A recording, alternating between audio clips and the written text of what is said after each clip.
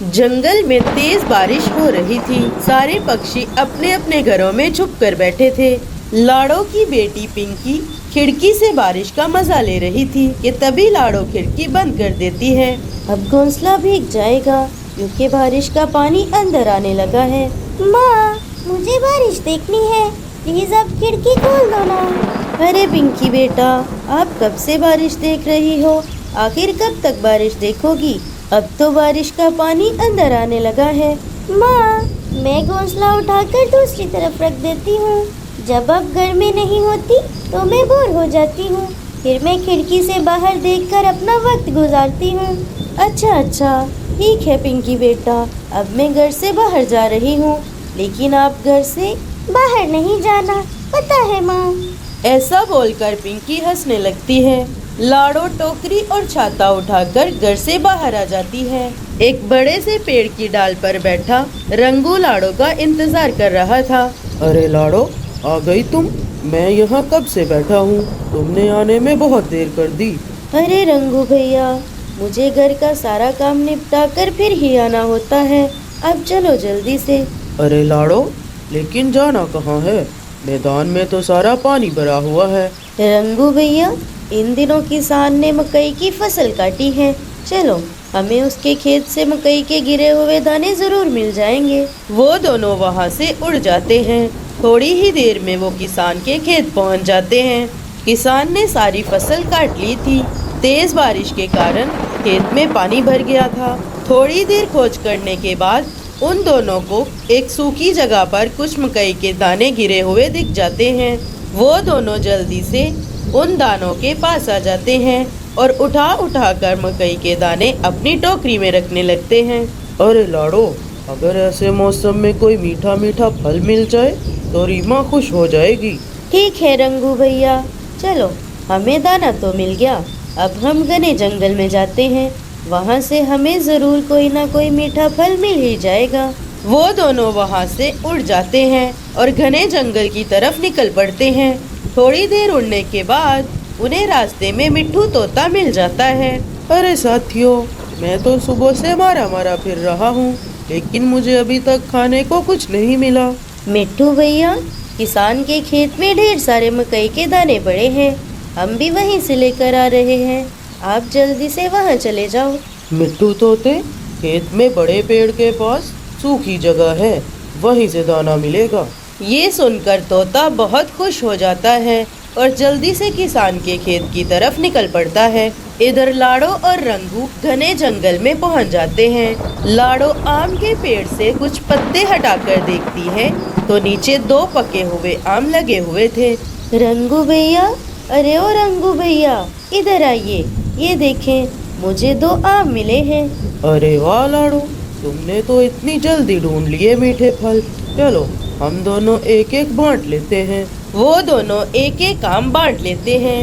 रंगू भैया, चलो, अब हम घर चलते हैं। अब हमें दाना भी मिल गया और मीठे फल भी। मेरी पत्नी रीमा पका हुआ आम देखकर बहुत खुश हो जाएगी। चलो चलो। वो दोनों वहाँ से उड़कर वापस अपने घरों की तरफ निकल पड़ते हैं कि तभी एक बूढ़ी कौवी अपने घर की खिड़की से उन्हें आवाज लगाती है। अरे पक्षियों, मेरी मदद करो, मैं कल से भूखी हूँ।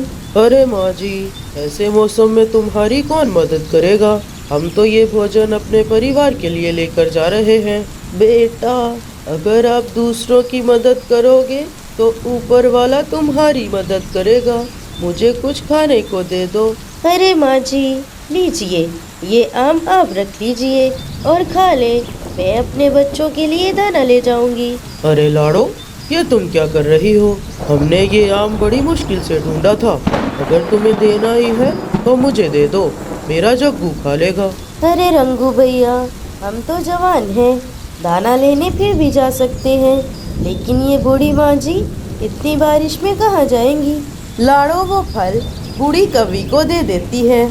फिर वो दोनों वहाँ से चले जाते हैं। रंगू तेजी से उड़ता हुआ आगे निकल जाता है कि तभी एक बूढ़ी फाख्ता पेड़ की डाल पर बैठी रंगू से कहती है, अरे कव्वे, रुको रुको, मेरी मदद करो। अरे अरे, अब तुम्हें क्या हो गया? क्यों मेरा समय बर्बाद कर रही हो? मैं अपना भोजन किसी को नहीं दूंगा। अरे बेटा, मैं तुमसे भोजन नहीं मांग रही, मुझे बस मेरे घर छोड़ाओ। मेरे पास छाता नहीं है, भोजन तो मेरे घर में बहुत बड़ा है। अरे नहीं नहीं, मेरे पास इतना समय नहीं है। लेकिन तुम एक काम करो, पीछे एक चिड़िया आ रही है, तुम उससे कहो, वो तुम्हारी मदद जरूर करेगी।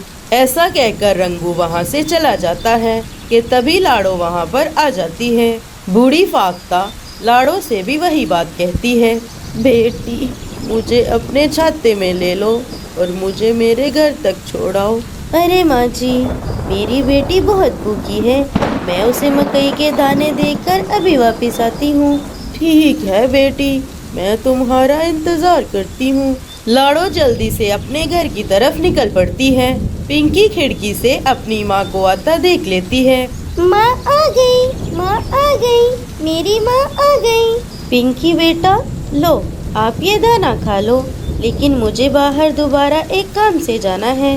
लेकिन माँ, आप तो बारिश में भीग चुकी हैं। अरे कोई बात नहीं पिंकी बेटा, मुझे बूढ़ी फाख्ता की मदद करनी है, लेकिन आप चिंता नहीं करो, मैं जल्दी लौट आऊंगी। लाड़ो अपनी बेटी को दाना देकर वापस फाख्ता की तरफ निकल पड़ती है। इधर बूढ़ी फाख्ता पेड़ की डाल पर बैठी लाड़ो की राह देख रही थी। थोड़ी ही देर में लाड़ो बूढ़ी फाख्ता के पास आ जाती है। अरे माँ जी, आप मेरे छाते में आ जाइए। लाड़ो बूढ़ी फाख्ता को साथ लेकर उसके घर की तरफ निकल पड़ती है। बूढ़ी फाख्ता का घर जंगल की दूसरी तरफ था। काफी देर उड़ने के बाद लाड़ो बूढ़ी माँ के घर के पास आ जाती है। अरे बेटी, तुम थोड़ी देर के लिए अंदर आ जाओ, मैं तुम्हें कुछ दिखाना चाहती हूँ। अरे माँ जी, मेरी बेटी मेरा इंतजार कर रही है, वो घर पे अकेली है। अरे बेटी, तुमने मेरी बहुत मदद की, मेरा भी हक बनता है कि मैं तुम्हें कुछ दूं। बूढ़ी माँ लाड़ो को घर के अंदर ले जाती है और लाड़ो की टोकरी गेहूं से भर देती है। ये लो बेटी, ये दाना तुम्हारे काम आएगा, बारिश के दिनों में तुम्हें बाहर नहीं जाना पड़ेगा। अरे माँ जी, आपका बहुत बहुत शुक्रिया, लेकिन ये दाना तो बहुत ज़्यादा है। अरे बेटी, अगर ये दाना ज्यादा हुआ तो दूसरों की मदद कर देना। लाड़ो वो दाना लेकर अपने घर की तरफ निकल पड़ती है। थोड़ी देर उड़ने के बाद उसे एक घर से रोने की आवाज सुनाई देती है। लाड़ो उस घोंसले के पास आ जाती है और खिड़की से देखने लगती है। वो देखती है कबूतर का बच्चा रो रहा था। पापा, पापा मुझे दाना दे, मुझे बहुत भूख लगी है।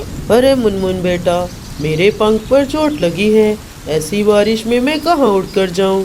पापा, अगर मैं बड़ा होता तो मैं आपके लिए भी और अपने लिए भी दाना ले आता, लेकिन अभी मैं छोटा हूँ, मुझे बहुत भूख लगी है, मुझे दाना दो। ऐसा सुनकर लाड़ो घर के अंदर आ जाती है।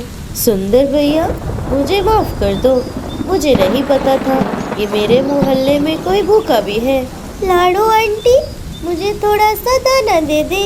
अरे हाँ बेटा, मैं आपको यहाँ पर दाना देने ही आई हूँ। लाड़ो जल्दी से कुछ गेहूं के सिट्टे मुनमुन को दे देती है। लाड़ो बहन, मुझे उम्मीद थी कि कोई ना कोई मेरी मदद को जरूर आएगा, तुम्हारा बहुत बहुत शुक्रिया। कोई बात नहीं सुंदर भैया, चलो अब मैं चलती हूँ। लाड़ो सुंदर कबूतर की मदद कर कर बहुत खुश थी। वो खुशी खुशी अपने घर चली जाती है।